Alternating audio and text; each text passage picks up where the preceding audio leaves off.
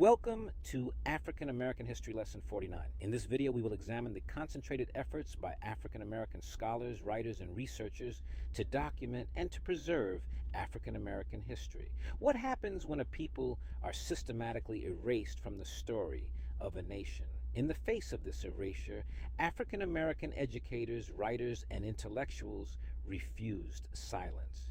Instead, they built a tradition of truth-telling, recovering the past to empower the present. During and after the new Negro Movement, black scholars, artists, and educators launched an urgent effort to research, write, and teach African American history.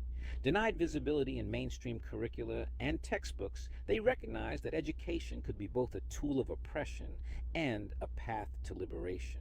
Leaders like Carter G. Woodson, Anna Julia Cooper, and W.E.B. Du Bois worked tirelessly to preserve black historical memory and challenge the dominant narratives that dismissed or distorted the black experience.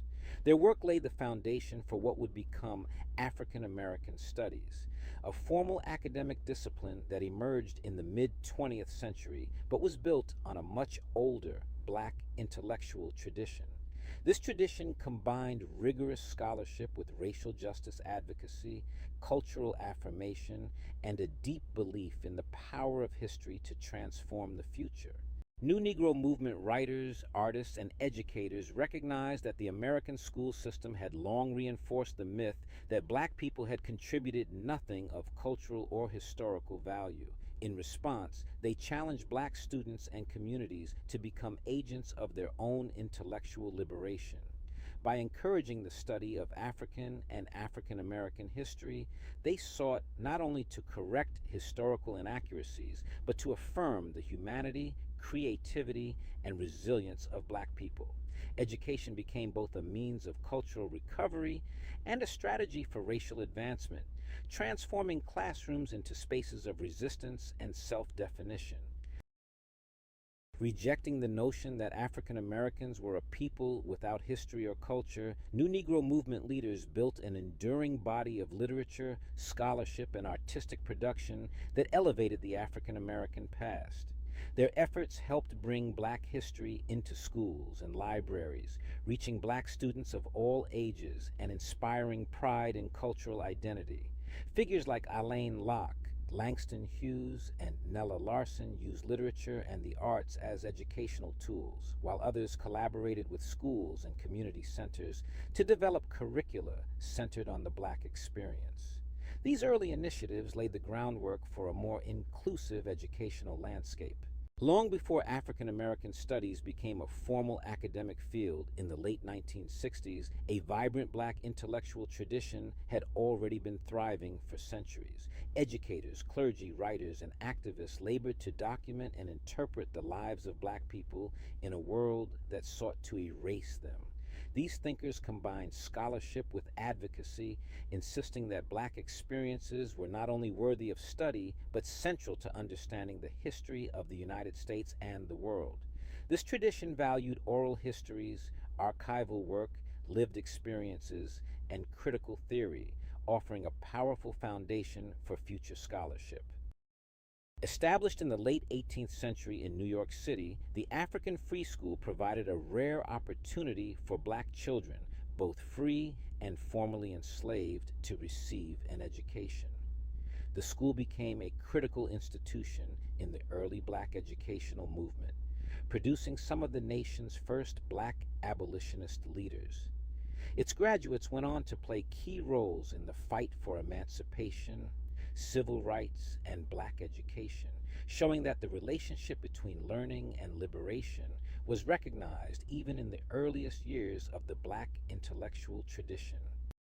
Afro-Puerto Rican scholar and bibliophile Arturo Schomburg devoted his life to collecting documents that proved the richness of African diasporic culture and history. His expansive collection, later donated to the New York Public Library, formed the basis of the Schomburg Center for Research in Black Culture.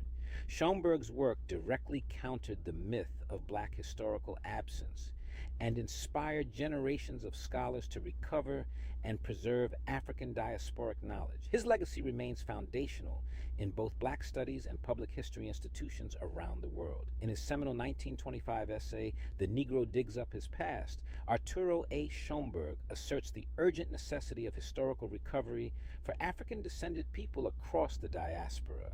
Published in The New Negro, An Interpretation, Schomburg's contribution challenged the myth that Black people were without history. Instead, it highlighted a long and global legacy of Black achievement in literature, science, politics, and the arts. He urged African Americans to take ownership of their historical narrative and to reject the colonial distortions that had rendered Black contributions invisible in Western education. The essay became a foundational text in the Black intellectual tradition. It shaped how future scholars, educators, and institutions like the Schomburg Center for Research in Black Culture would frame African diasporic history as a source of pride, empowerment, and scholarly inquiry.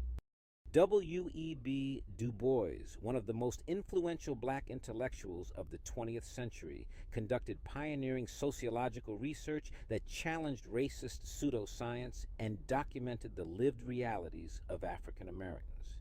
His early work, including The Philadelphia Negro, 1899, set a new standard for empirical research grounded in racial justice.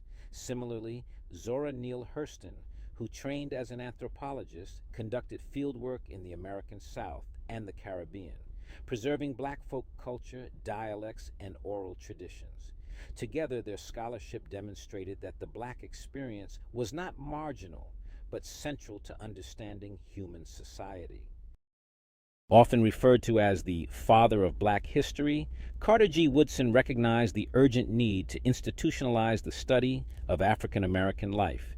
He founded the Association for the Study of Negro Life and History in 1915, launched the Journal of Negro History, and created what would become Black History Month. Through these initiatives, Woodson ensured that Black perspectives and experiences were not only recorded but celebrated. His legacy remains central to African American studies and continues to influence curriculum development across the country. Published in 1933, Carter G. Woodson's The Miseducation of the Negro is a foundational work in the history of Black educational thought and a powerful critique of systemic erasure in American schooling. Woodson argued that African Americans had been deliberately miseducated, trained to internalize inferiority, and disconnected from their own history and cultural legacy. He insisted that true liberation required an education rooted in Black historical consciousness and critical self-awareness. More than a critique, the book served as a call to action. It urged African Americans to reclaim their minds, their histories, and their institutions. Its enduring relevance continues to shape the core philosophy of African American studies and Black educational advocacy. The effort to research, teach, and preserve Black history has always been more than an academic pursuit. It has been an act of resistance, reclamation, and cultural survival. Long before African American studies became a formal discipline, Black intellectuals, educators, and activists built a powerful tradition of historical inquiry rooted in the belief that truth-telling could liberate the mind and transform the future. From the early work of Carter G. Woodson and Arturo Schomburg to the enduring legacy of institutions like the African Free School, this tradition insisted that Black experiences, knowledge, and contributions are central to any honest understanding of history. By confronting erasure and affirming identity, Black history education laid the foundation for generations of scholars, artists, and students to see themselves not as marginal to the American story, but as essential to its meaning. Thanks for watching. If you enjoyed this video, please like, comment, share, and subscribe to the channel. Also, please follow us on the social media platforms listed on the screen.